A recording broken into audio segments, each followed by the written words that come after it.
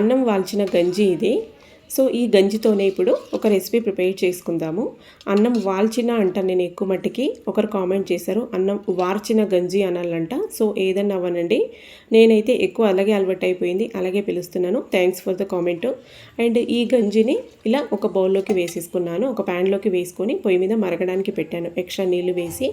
So ఇంకొక బౌల్లోకి ఇక్కడ జొన్నపిండి యాడ్ చేసుకుంటూ ఉన్నాను. జొన్నపిండి వచ్చేసి మనం 1 లీటర్ నీళ్ళకి, అదే ఒక పావు లీటర్ నీళ్ళకి 1 టీ స్పూన్ పిండి సరిపోతుంది. అండ్ సేమ్ మెథడ్ రాగి పిండి అయినా పర్లేదు, జొన్నపిండి అయినా పర్లేదు. నేను ఇంకా అందాజు మీద వేసుకుంటున్నాను. మీకు కొలత చెప్పాలంటే ఒక పెద్ద గ్లాస్ అంటే పావు లీటర్ గ్లాస్కి 1 టీ స్పూన్ పిండి సరిపోతుంది. సో ఇలా పిండిని ఉండలు లేకుండా బాగా మిక్స్ చేసుకోవాలి. ఇక్కడ మనకి గంజి కూడా బాగా చక్కగా మరుగుతుంది.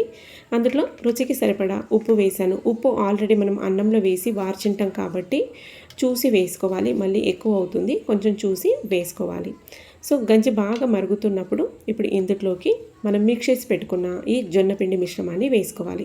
మొత్తం గంజి ఒకటి తీసుకోలేదు, నేను గంజితో పాటు నీళ్లు కూడా యాడ్ చేశాను. సో ఇప్పుడు పిండి వేసేసుకొని అలాగే వదిలేయకుండా ఫ్లేమ్ని మీడియం ఫ్లేమ్లో పెట్టేసి బాగా మిక్స్ చేస్తూనే ఉండాలి. నేను ఇక్కడ కన్సిస్టెన్సీ బట్టి నీళ్ళు యాడ్ చేశాను, అందాజు మీద పిండి వేసుకున్నాను కదా అందుకే. సో ఇంకా కొన్ని నీళ్ళు వేసేసి బాగా మిక్స్ చేసేసాను. ఇప్పుడు మీడియం ఫ్లేమ్లోనే ఇది బాగా ఉడుకు పట్టాలి. చూసారా ఎంత చక్కగా ఉడుకుతుందో.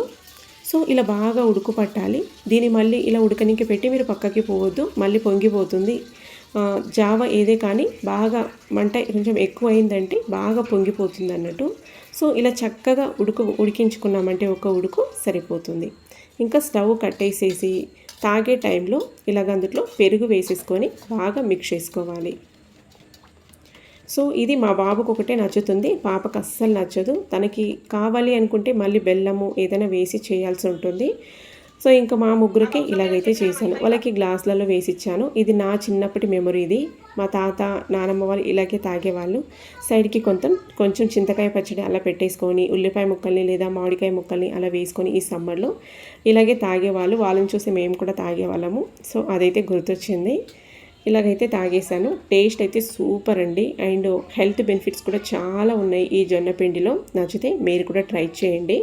డైజెషన్కి, వెయిట్ లాస్కి అండ్ గుడ్ హెల్త్కి చాలా బాగా హెల్ప్ అవుతుంది. అండ్ కాన్స్టిపేషన్స్ రాకుండా ఉండడానికి అండ్ బోన్ స్ట్రాంగ్ అవ్వడానికి చాలా హెల్ప్ చేస్తుంది. నచ్చితే మీరు కూడా ట్రై చేయండి. అండ్ ఇలాంటి మరిన్ని హెల్తీ రెసిపీస్ కావాలి అనుకుంటే మన ఛానల్ స్వీటీ కిచెన్ని సబ్స్క్రైబ్ చేసుకొని ఫాలో అవుతూ ఉండండి. నెక్స్ట్ మళ్ళీ ఒక హెల్తీ వీడియోతో కలుద్దాం. బాయ్.